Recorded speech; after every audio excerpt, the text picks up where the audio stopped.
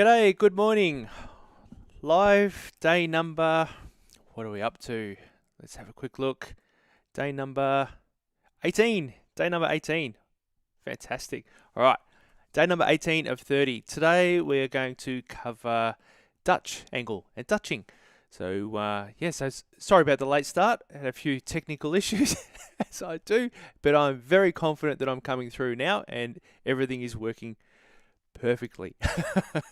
This is what happens when you try and up your level of broadcasting with audio and visual.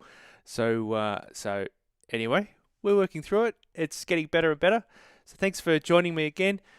Just have a quick look. All right, beautiful.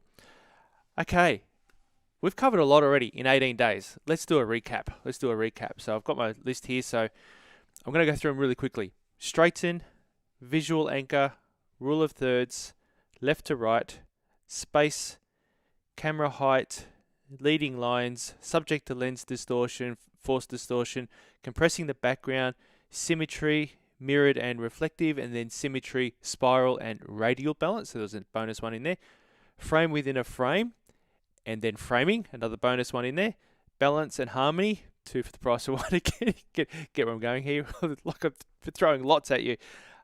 Visual tension. We did layering. We did 2 different types of layering. One that we're all familiar with, which was the foreground, middle ground, background. But then one that most people are less familiar with is overlapping, using overlapping to create that layering. There's so many different ways of layering, but I threw 2 in there. Differential focus is what we did yesterday, and we played around with Snapseed and Afterfocus, which was good fun. So I showed you how to go from out of focus to in focus to out of focus and create that depth. That differential focus creates depth.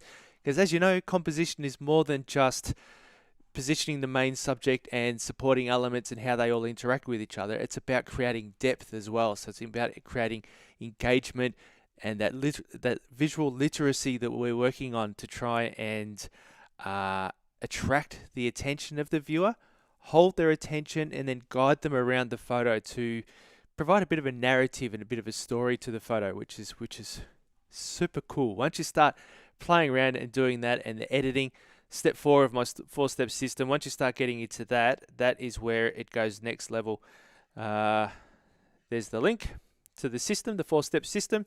That's what this 30 days is all about, to encourage you to have a look at that 4-step system. So step number 1 is what we're going to be covering today inside tilting, Dutching. That's step number 1. So how you position your camera, or how you prepare and position your camera, your smartphone. Step number 2 is where you position the subject. Step number 3 is where you position the supporting elements, other contextual elements in the frame. And then step number 4, I know I've said it, a little bit odd for a composition course, but composition is photo editing, mobile photo editing is step number 4, because that is where you enhance the viewer's experience and you really get into that fun part of directing people's attention through the use of high contrast, brightness, color, faces, movement, all these sorts of things that you can kind of bring your attention in different parts of the photo, which is really cool, and just as important with composition as to where you place a certain item in the scene. Okay, so that's pretty much that, and then inside the course I then have bonus material in there like how to find your photographic style. And the reason why that's thrown in there is because composition is one of those things that can be your style. Like tilting the frame, where you make what we're going to talk about shortly, is where you angle the phone deliberately. And if you do that consistently in your photos, that can become your style. Makes sense? All right, so let's get rid of that one. What I'll do is I'll bring up the photo, first of all. Boom, boom. There we go. Okay, so we've got this photo here. And, whoops, wrong one. Bear with me. I just realized I brought up the other camera, and that's okay. I can talk to you in the side camera. How cool is that? I have a side camera now. I have my main camera, and then I have a side camera. I still need to work out all my transitions and split screens so that I can have a split screen with the main camera. and a split screen with the side camera. So I'm going to talk to the side camera. It's a lot closer, isn't it? You can tell I had to shave. It's a bit too close. I'll get used to it. All right. Okay, so we're going to talk about Dutching. All right. So Dutch angle this is handy because I'm looking right at the screen underneath the lens. So I might do this regularly. Dutch angle, so also known as Dutch tilt, German angle, canted angle, and oblique angle. Now, this was really popular for quite some time on Instagram, and Visco. People were posting lots of angled photos, and most of them were just snapshots. And I didn't get it. I didn't understand because, as you know, I'm working in photography for 25 years. Photo enthusiast only the last 6 years, so composition was something I never had to worry about in the field of photography that I worked. But so this was all new to me, and I saw all these photos with these angled photos and all that, and some of them worked and some of them didn't. They just looked wrong. So that's what we're going to talk about: is what works and what doesn't, when to use it, when not to use it. So there's two different ways you can do it. You can do it at the time of capture when you're taking the photo, tilt the camera. That's all it is. You're rotating it that way. Okay, so you're not keystoning. You're not doing any of that funky stuff. You're just doing that. And you can do it in post. So you can do it in your editing. So every smartphone editor has a straighten, pretty much has a straighten tool inside their phone editor, inbuilt phone editor, default one. As we covered in day number 1, where I talked about straightening the photo in Snapseed, I showed you a different way. Instead of using rotate, I showed you a different way using perspective, where you could use the rotate feature inside perspective. And what that does is when you straighten the photo, it doesn't crop it in. It actually adds to the canvas using some real clever content aware fill. And I'm not sure if that's an Adobe proprietary comment name or whatever. So that's basically what it's doing, is when it rotates, it copies what's inside the edge and then fills in those corners when you rotate. So that is a great way that you can do this Dutch angle. If you see a photo and go, oh, wish I had have just changed the angle of that, then that's a great way to do that after the fact. All right. The easiest way to achieve this is at the time of shooting, tilting from side to side. Boom, boom, boom. Just reading my comments here in the course. This technique is commonly used in cinematography for dramatic effect, as it's used to portray the sense of movement. Okay, that's something that's really hard in photography because it's a snapshot in a moment in time. It's actually quite hard to imply and suggest movement. So this adds energy to the photo when you do that. And it can also be used to add some unease and disorientation. And in cinematography, they use it for action shots quite a lot, for kind of desperation and all that sort of thing. Like, they bounce around, but that's one that they use quite a bit. It's also used really effectively in street photography, like this scooter that I have here. I mean, the original of this scooter, because this was done in Snapseed using the perspective tool, because when I took this, I just took this photo at eye level. I liked the way the sun was coming down the street, and it didn't quite look like that. I've used lens. What did I use? Lens something or other. Lens Light. It's an iOS app. You can use PixArt. That's available on Android as well. And what I did then was I emphasized that warm, that orange, and really made that look more backlit than it was. It was backlit, but I just emphasized it a bit. And then, as you can see, it just makes it more interesting than just if the bike was straight, the poles were straight. But to do this, it needs to be intentional and obvious, not just slightly crooked, because as we talked about in day 1 of these 30 days, if it's slightly off and the poles are slightly that you know that should be straight and they're slightly off or slightly bent, you just kind of go, snapshot, and you just disregard it. So it's important to make it look deliberate, make it look like you're actually doing it. Hope that makes sense. All right. What else? Okay, I've got another photo here that I want to show you. Let me just bring it up and make sure I've got it all there. Here we go. Okay, back to still on this camera. I'm going to switch this around. I'm going to edit that.